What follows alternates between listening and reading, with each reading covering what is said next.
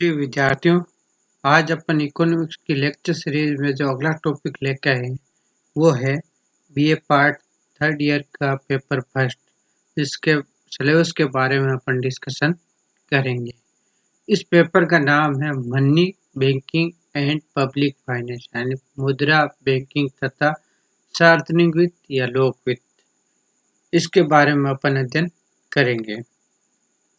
जैसा कि आप सभी जानते हो कि एमडीएस यूनिवर्सिटी अजमेर का जो सिलेबस है वो 3 यूनिट में डिवाइड है, और जो अपना पेपर में जो बड़े क्वेश्चन आते हैं वो 6 आते हैं और प्रत्येक यूनिट में 2 होते हैं।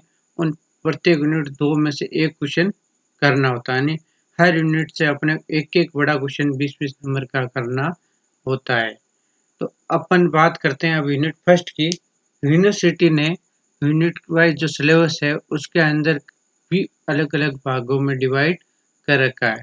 जैसे अपन बात करते हैं यूनिट फर्स्ट का, जो फर्स्ट टॉपिक है वो बेसिक कंसेप्ट यानी मूलभूत अवधारणाएं, जिसके अंतर्गत अपन अध्ययन करेंगे मनी, इसका मीनिंग, फंक्शन एंड क्लासिफिकेशन, यानी मुद्रा का अर्थ क्या है, इसके कार्य तथा वर्गीकरण।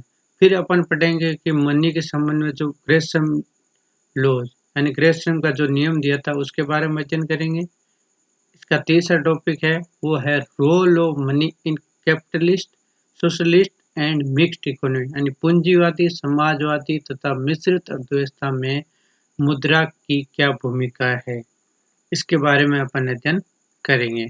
और फिर इसका चौथा टॉपिक है वो है monetary standards, metallic and paper system of note issue, यानी जो धात्विक और कागजी मुद्रा होती है उनकी जारी करने का क्या स्टैंडर्ड होता है, उसके बारे में अपन बात करेंगे कि किस आधार पर ये नोट छापे जाते हैं और भारत में भी कैसे नोट छापे जाते हैं, उसके मौद्रिक सिस्टम का भी अपन अध्ययन करेंगे। फिर जो अगला टॉपिक है वो है वैल्यू ऑफ मनी, यानी मुद्रा का मूल्य। इसके अंतर्गत अपन पहला जो टॉपिक है वो उसके अंदर अध्ययन करेंगे meaning, usages and limitation of index number, यानी सूचकांक का अर्थ क्या है, इसका उपयोग क्या है तथा इसकी सीमाएं क्या है, इसके बारे में अपन अध्ययन करेंगे। इसके बाद में जो इसका अगला टॉपिक है वह क्वांटिटेटिव थ्योरी ऑफ मनी, यानी मुद्रा की मांग मात्रा का सिद्धांत के बारे में अपन अध्ययन करेंगे। इसके अंतर्गत अपन 3 सिद्धांतों का अध्ययन करेंगे, cash transaction, cash balance approach, और थर्ड है वो है द केन्जियन अप्रोच, यानी कैश ट्रांजैक्शन का मतलब है नगद सौदा सिद्धांत जो फिशर ने दिया था। कैश बैलेंस अप्रोच का मतलब है नगद शेष सिद्धांत जो कैम्ब्रिज अर्थशास्त्र ने दिया था, इसलिए इसे कैम्ब्रिज थ्योरी भी कहते हैं। और तीसरा है द केन्जियन अप्रोच, इसके बारे में अपन अध्ययन करेंगे। फिर अगला टॉपिक है अपना यूनिट फर्स्ट के अंतर्गत वो है इन्फ्लेशन। इन्फ्लेशन का मतलब है मुद्रास्फीति, या जैसे अपन कहते हैं महंगाई, यानी सामान्य कीमत स्तर में लगातार होने वाली वृद्धि को अपन इन्फ्लेशन या मुद्रास्फीति कहते हैं। इसके अंतर्गत अपन अध्ययन करेंगे इन्फ्लेशन, डिफ्लेशन एंड रिफ्लेशन, इनकी डेफिनेशन, टाइप्स एंड कजेस, और साथ में अपन अध्ययन करेंगे effects of inflation on different sector of economy, यानी इसके अंतर्गत अपन देखेंगे स्फीति, अविस्फीति, पुनर्स्फीति क्या है, इसकी परिभाषाएं, प्रकार तथा कारण। और फिर अपन देखेंगे अर्थव्यवस्था के विभिन्न क्षेत्रों पर स्फीति के क्या प्रभाव होते हैं, इसके बारे में देखेंगे। इसका जो दूसरा टॉपिक है वो है demand pull and cost push inflation, यानी मांग प्रेरित तथा लागत प्रेरित मुद्रास्फीति क्या है, इसके बारे में अध्ययन करेंगे। फिर अपन देखेंगे मेजर्स टू कंट्रोल इन्फ्लेशन, यानी मुद्रास्फीति को अपन कैसे रोक सकते हैं, इसके बारे में अपन अध्ययन करेंगे। इसके बाद अपन देखेंगे कि trade between inflation and unemployment, यानी मुद्रास्फीति तथा बेरोजगारी के बीच में आपसी क्या संबंध है, इसके बारे में अपन अध्ययन करेंगे। और फिर अपन देखेंगे फिलिप्स कर्व, फिलिप्स कर्व किसे कहते हैं, ये क्या बताता है, इसके बारे में अपन अध्ययन करेंगे। इसके बाद में जो पेपर फर्स्ट यूनिट का जो तीसरा टॉपिक है वो है कॉमर्शियल बैंकिंग। कॉमर्शियल बैंक का मतलब है व्यापारिक बैंक या वाणिज्य बैंक। व्यापारिक बैंक या वाणिज्य बैंक वे होते हैं जो लाभ के उद्देश्य से कार्य करते हैं। तो इसके अंतर्गत अपने 6 पॉइंट है। तो पहला पॉइंट है meaning and types function of commercial bank, यानी व्यापारिक बैंकों का अर्थ, प्रकार तथा इनके कार्यों का अध्ययन करेंगे। फिर अपन करेंगे process of credit creation, purpose and limitation, यानी किस प्रकार साख का निर्माण करते हैं, उसकी क्या प्रक्रिया होती है, उसके बारे में करेंगे। इसका उद्देश्य क्या होता है साख निर्माण करने का और इसकी सीमाएं क्या है, इसके बारे में अपन अध्ययन करेंगे।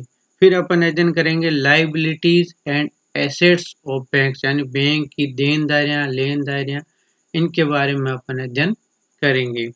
इसके बाद में अपन यह अध्ययन करेंगे evolution of commercial bank in India after independence, यानी स्वतंत्रता प्राप्ति के बाद भारत के व्यापारिक बैंकों का विकास है, उसके बारे में का मूल्यांकन अपन करेंगे। फिर अपन देखेंगे critical appraisal of the progress of commercial bank after nationalisation, यानी इसमें अपन देखेंगे कि राष्ट्रीयकरण के बाद व्यापारिक बैंकों की आलोचनात्मक समीक्षा करेंगे। फिर अपन इसमें यह भी देखेंगे recent reform in banking sector in India, यानी भारत में नवीनतम बैंकिंग सुधार क्या हुआ है, उसके बारे में अपन अध्ययन करेंगे। यहाँ पर अपने यूनिट फर्स्ट खत्म होती है, अब अपनी यूनिट सेकंड शुरू होगी। यूनिट सेकंड के अंतर्गत अपन अध्ययन करेंगे मुद्रास्फीति के निर्धारक तत्व एंड उस शक्ति मुद्रा एवं मुद्रा गुणक, determinate of money supply, high power money and money multiply, इसके बारे में अध्ययन करेंगे। मुद्रा पूर्ति कैसे किसे हैं, इसके बारे में भी अपन अध्ययन करेंगे। आगे अपन बात करते हैं तो इसके अंतर्गत जो टॉपिक है वो सेंट्रल बैंकिंग, यानी केंद्रीय बैंक। भारत का केंद्रीय बैंक है, उसका नाम है रिजर्व बैंक ऑफ इंडिया, यानी RBI। इसके अंतर्गत अपन 4 पॉइंटों का अध्ययन करेंगे। पहला अपन अध्ययन करेंगे फंक्शन ऑफ सेंट्रल बैंक, यानी केंद्रीय बैंक के कार्य क्या है। दूसरा है quantitative and qualitative method of credit control, यानी मात्रात्मक गुणात्मक विधियां, साख नियंत्रण की मात्रात्मक गुणात्मक विधियां, उनके बारे में अध्ययन करेंगे। उसके अंतर्गत अपन ये अध्ययन करेंगे कि bank rate policy, open market operation, variable reserve ratio and selective method, यानी इसके अंतर्गत अपन देखेंगे बैंक दर नीति, खुले बाजार की क्रियाएं, परिवर्तनशील कोष अनुपात एवं चयनात्मक विधियों का अध्ययन करेंगे। अर्थात अपन सिंपल से शब्दों में कहें तो मात्रात्मक गुणात्मक विधियों के कौन कौन से तरीके हैं उनका अपन अध्ययन करेंगे। फिर तीसरा टॉपिक है वो है role and function of Reserve Bank of India, यानी जो रिजर्व बैंक इंडिया भारत का केंद्रीय बैंक है जिसको अपन शॉर्ट में RBI कहते हैं, तो उसकी भूमिका के बारे में अपन अध्ययन करेंगे और उसके क्या कार्य हैं उसके बारे में भी अपन अध्ययन करेंगे कि भारतीय रिजर्व बैंक की भूमिका तथा कार्यों के बारे में अपन अध्ययन करेंगे। फिर इसका 4 टॉपिक है वो objectives and limitation of monetary policy with special reference to India, यानी भारत के विशेष संदर्भ में मौद्रिक नीति के उद्देश्य और सीमाएं, उसके बारे में अपन अध्ययन करेंगे। फिर अपन सेकंड यूनिट का जो अगला टॉपिक है, यहाँ से अपने शुरू होती है पब्लिक फाइनेंस, यानी लोक वित्त या सार्वजनिक वित्त। इसमें सबसे पहला टॉपिक वो है nature and scope of public finance, यानी अपन इसके अंतर्गत जो 6 भागों में अपन पढ़ेंगे इस टॉपिक को। पहला है meaning and scope of public finance, यानी लोक वित्त की प्रकृति एवं क्षेत्र के बारे में पढ़ेंगे। साथ में लोक वित्त का अर्थ क्या है इसके बारे में भी पढ़ेंगे। फिर अपन पढ़ेंगे प्राइवेट एंड पब्लिक फाइनेंस के बीच में क्या डिफरेंस है, उसके बारे में पढ़ेंगे। फिर अपन पढ़ेंगे public goods versus private goods, यानी सार्वजनिक वस्तुएं बना निजी वस्तुएं। फिर अपन पढ़ेंगे the principle of maximum social advantage, यानी अधिकतम सामाजिक लाभ का सिद्धांत को पढ़ेंगे। इसके बाद में पढ़ेंगे बाजार असफलताएं, यानी मार्केट फेलियर, यानी बाजार असफल क्यों होता है। फिर पढ़ेंगे रोल ऑफ गवर्नमेंट की क्या भूमिका होती है, इसके बारे में अपन अध्ययन करेंगे। फिर यूनिट फर्स्ट के अंतर्गत ही अगला टॉपिक है वो है पब्लिक एक्सपेंडिचर, यानी सार्वजनिक खर्च। इसके अंतर्गत अपन पढ़ेंगे सार्वजनिक खर्च का meaning, classification and principle of public expenditure, यानी सार्वजनिक खर्च का अर्थ क्या है, वर्गीकरण तथा इसके सिद्धांत।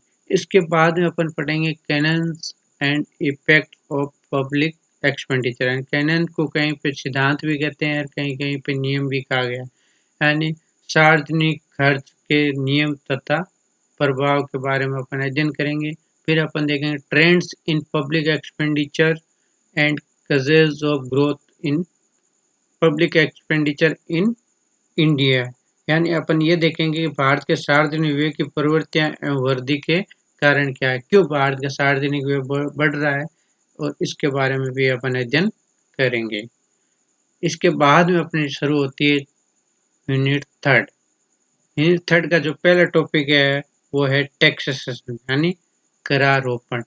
करारोपण में अपन अध्ययन करेंगे, सबसे पहले अपन अध्ययन करेंगे कि कर है सरकार की आय का स्रोत है, तो इसके अलावा आय के कौन कौन से स्रोत हैं उनके बारे में अध्ययन करेंगे, यानी सोर्स ऑफ पब्लिक रेवेन्यू, यानी सार्वजनिक आय के स्रोत। उसके बाद में अपन करेंगे टैक्सेशन का meaning, canon and classification of taxation, यानी कर का क्या अर्थ है, उसके नियम तथा उसके वर्गीकरण के बारे में अपन अध्ययन करेंगे।